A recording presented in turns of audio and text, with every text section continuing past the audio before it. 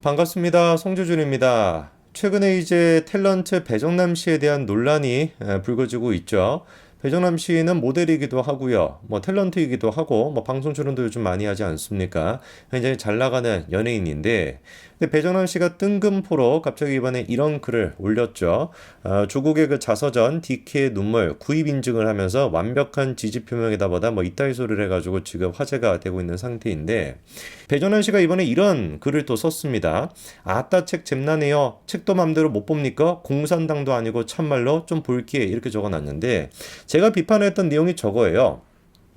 조국의 책을 인증하고 그리고 또 팔로우 목록을 봤을 때 문재인 청와대, 이재명, 이낙연, 조국, 뭐 노무현 재단, KBS 뉴스타파, MBC, 김어준, 보배드림, 김지동 이런 것들을 팔로우하고 있는 분이 자기가 책에 대한 인증을 올렸을 때 사람들이 비판하니까 그거에 대해서 공산당도 아니고라고 운운하는 것 자체가 얼마나 무식한 소리인지 오해하시면 안 돼요.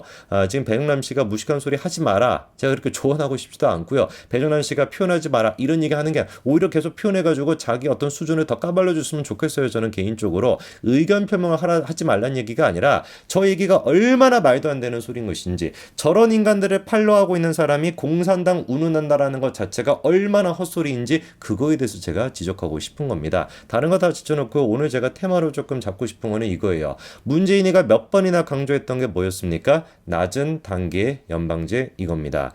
문재인의 그 낮은 단계 연방제에 대해 가지고 영상을 보시는 분들이야 뭐 잘 아시겠습니다만 오늘 제가 조금 더 꼼꼼하게 왜 이게 도대체 문재인이 적화 통일을 꿈꾸고 있었다라고 제가 말씀을 드리는 것인지 그리고 바로 그렇기 때문에 배정남 씨가 문재인을 지지하면서 공산당 운운하는 게 코미디인 것인지 그거에 대해서 좀 정리를 해드릴 건데요. 낮은 단계 연방제가 뭐냐? 한국민족문화 대백과 사전에서는 다음과 같이 정의를 내리고 있습니다. 1960년 북한 김일성이가 처음으로 남북 연방제 통일 방안을 제시했다라고 해요. 이게 뭡니까? 남북한의 정치 제도를 그대로 유지한 상태에서 양국 정부의 독자적 활동을 보장하겠다라고 하는 게 남북 연방제였고요. 이게 나중에 가가지고 이름이 조금 바뀌는 게 고려연방공화국이라고 하는 겁니다. 그러니까 남북 연방제가 됐거나 고려연방공화국이 됐거나 북한에서 먼저 제시했던 통일 방안이에요. 상식적으로 북한이 제시한 통일 방안인데 북한을 없애자라고 하는 얘기를 하겠습니까? 당연히 북한 체제, 공산주의 체제를 인정한다라고 하는 게 기반으로 돼 있는 게 남북 연방제 고려연방공화국이 되는 겁니다. 자, 그런데 이게 이름이 살짝 바뀌게 됩니다. 2000년도 6.15 남북 정상회담 김대중 때죠, 그렇죠? 이때 당시에 남측의 연합 제안과 북측의 낮은 단계 연방 제안 요 두 가지가 공통성이 있다라고 인정하고 이 방향으로 통일을 지향하겠다라고 해가지고 공식 명칭이 이제 뭐가 되게 되는 거예요? 낮은 단계 연방제가 남북 양측 모두의 통일 방안으로 자리 잡게 됩니다. 두 개의 제도라는 건 뭡니까? 북한의 공산주의를 인정하겠다라는 뜻이 되는 것이죠. 근데 그거는 뭡니까? 반헌법적입니다. 왜? 대한민국 헌법에서는 분명히 뭐라고 정의 내리고 있기 때문에 대한민국의 영토는 한반도와 부속도서로 한다라고 분명히 정의 내리고 있거든요. 그러니까 북한의 그 지역은 사실상 누구의 영토인 거예요? 헌법에 따르면 대한민국의 영토인 겁니다. 대한민국의 영토는 38선 이하로 하는 게 아니에요. 대한민국 영토는 뭐 예전에 그 교과서 논란이 있었을 때 그딴 식으로 기술해 놓은 교과서가 있어가지고 논란이 되기도 했었는데 38선 아래로 규정하는 게 아닙니다. 대한민국 헌법은 분명히 대한민국 영토를 한반도로 잡고 있습니다. 그러니까 북한의 영토 또한 마찬가지로 헌법에 따르면 대한민국의 영토인 것이고 헌법에 따르면 북한은 지금 대한민국 영토를 불법적으로 점거하고 있는 그런 괴뢰 집단이 되게 된다는 것이죠. 자, 그런데 김대중 때부터 했었던 그 통일 방안을 우리가 보고 있으면 눈에 띄는 워딩이 몇 가지가 있습니다. 남측의 연합 제안, 북측의 낮은 단계 연방제 이렇게 얘기하는데 그러니까 대한민국 같은 경우는 연합이라고 하는 표현을 썼다고 한다면 북한 같은 경우는 연방이라고 하는 표현을 썼다는 거예요. 근데 이게 이제 나중에 김대중 때 됐었을 때 같은 경우는 하나로 합쳐져 가지고 낮은 단계 연방으로 통일이 이제 하겠다라고 이제 합쳐지게 된 것인데 자, 그러면 연방과 연합의 차이점이 뭔지를 좀 살펴볼 필요가 있습니다. 실제로 YS대 같은 경우는 어땠습니까? 연합이라고 하는 표현을 썼었고요. 김대중 때 같은 경우는 연합을 먼저 추구하다가 그게 이제 어떻게 됐어요? 연방으로 확대가 되고 나중에 최종적으로 완전 통일로 가게 된다는 것인데, 자, 그러면 연합과 연방의 차이점이 뭔지를 보니까 연합이라고 하는 것은 남북의 두 정부를 유지하면서 둘 사이 협력 기구를 갖자는 것이고, 연방이라고 하는 것은 두 정부를 유지한다는 건 똑같은데 별도로 외교 군사권을 갖는 중앙정부를 구성하자라는 게 됩니다. 자, 그러니까 연합이라고 하는 건 뭐예요? 협력기구 차원에서 이제 협력을 하겠다라는 것이고, 연방이라는 것은 아예 그냥 정부를 따로 구성을 한다는 겁니다. 중앙정부를 따로 구성을 하게 된다는 거예요. 자, 그럼 다시 한번 정리해 볼까요? 김대중 때부터 시작해가지고 그리고 또 통일 방안으로 자리 잡았던 건 뭐다? 연합이 아니에요. YS 때 같은 경우는 연합이었지만 김대중 때 같은 경우는 연합이 아니라 뭐였습니까? 연방이었습니다. 그리고 연방이라고 하는 것은 단순한 그냥 협력기구로 넘어가지고 중앙정부를 따로 만들게 되는데, 이런 식으로 연방으로서 중앙정부가 따로 만들어지게 된다면 대한민국 위치는 어떻게 될 수밖에 없는 거예요? 그쵸? 주권국가로 되는 것이 아니라 일개 남측 지방정부로 격화가 되게 된다라는 뜻이 된다는 겁니다. 그래서 아까 전에 2000년도 6.15 남북 정상회담에서도 어땠습니까? 그냥 단순히 하나의 민족, 하나의 국가, 두 개의 제도, 두 개의 원칙이, 두 개의 정부의 원칙이 아니라 추가적으로 민족 통일 기구를 만들겠다라는 것인데, 저게 바로 뭐가 되는 거겠어요? 아까 전에 말씀드렸던 독립적인 정부를 추가로 만든다라는 뜻이 되는 거죠. 이게 바로 뭐였습니까?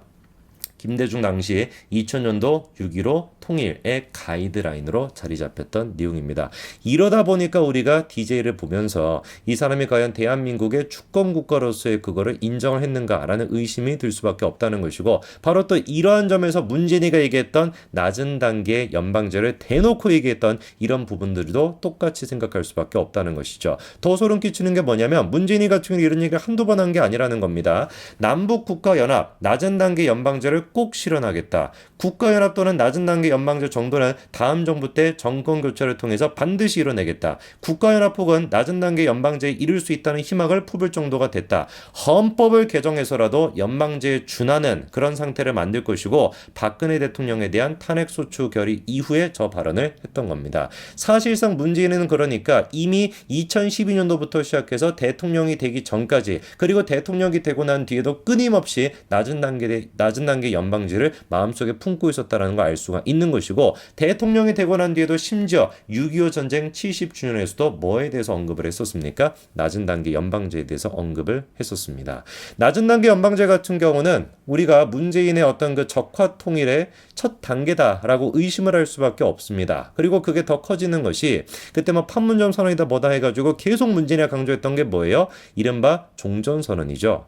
우리가 종전선언이라고 했을 때 얼핏 그냥 1차원적으로 듣기에는 남북 간의 어떤 그 종전이 전쟁이 이제 끝나는 것이고 평화가 오는 것인데 뭐가 나쁜 것이냐라고 생각하실 수도 있지만, 종전선언이 진짜 중요한 게 뭡니까? 전쟁이 끝났다라는 걸 공식적으로 선포하게 된다면 누구가 있을 필요가 없어지는 거예요? 미군이 대한민국에 있을 필요가 사라지는 거 아닙니까? 종전선언이라는 것은 그렇기 때문에 평화로 나아간다라는 것보다도 종전선언을 하게 된다면 뭐에 대한 근거를 만들어주게 되는 거예요? 미군 철수에 대한 근거를 만들어주게 됩니다. 그런데 낮은 단계 연방제를 계속해가지고 주장해왔던 북한이 원했던 통일의 첫 번째 단계가 뭐냐? 미군 철수거든요. 그 점이 잘 보여주는 게 조선노동당 규약, 사실상 이게 뭐 북한의 헌법 같은 거 아니겠습니까? 조선노동당 규약을 보니까요, 2021년도 1월 달에 개정이 됐다고 합니다. 근데 뭐라고 나와 있습니까? 조선노동당의 임무와 사명으로 남에서 미제의 침략 무력을 철거시키고 남에 대한 미군의 정치 군사적 지배를 종국적으로 청산하겠다. 통일은 평화적으로 하면서도 통일의 방안은 뭐부터 시작해야 돼요? 미군 철거와 미군의 정치 군사적 지배 청산, 외세 간섭을 배격하는 데서 거기서부터 시작이 된다라고 분명히 어디에 적혀 있습니까? 조선노동당에 적혀 있습니다.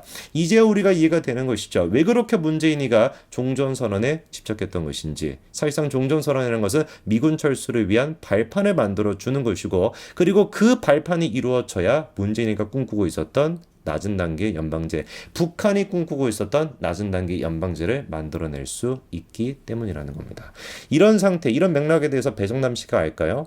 하나도 모르죠. 그런데 문재인이 됐거나 무슨 뭐 뉴스타파가 됐거나 그런 잡다한 인간들을 갖다가 팔로우하고 앉아 있으면서 왜 내가 하고 싶은 얘기도 못해? 공산당도 아니고 라고 하는 얘기가 얼마나 웃긴 헛소리인지 이제 아시게 됐기를 바랍니다. 물론 이거를 본다고 아실지는 모르겠습니다만 제발 좀 주변에 뭐 아시는 분들이 계시면 이런 사실 좀 알려주셔가지고 배정남 씨 좀 진실을 알려주시기 바랍니다. 물론 뭐 헛소고겠습니다만 여기까지 말씀드리겠습니다. 감사합니다.